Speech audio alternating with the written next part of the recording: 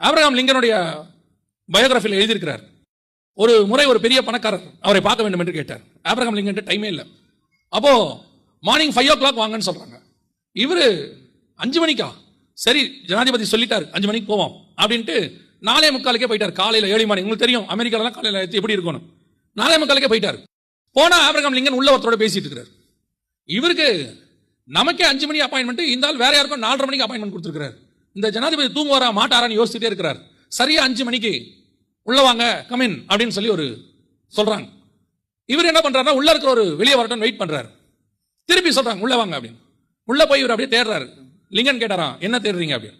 இல்ல உங்களோட ஒருத்தர் பேசிட்டு இருந்தாங்களே அதனால தான் நான் வெளியே வெயிட் பண்ணேன் அப்படின்னு. அப்போ லிங்கன் சொன்னாராம், நான் எந்த மனுஷனை சந்திக்கிறதுக்கு முன்னாடியும் காலையில முதல்ல நான் தேவனை சந்திச்சுட்டு தான் நான் மனுஷனையே சந்திப்பேன்.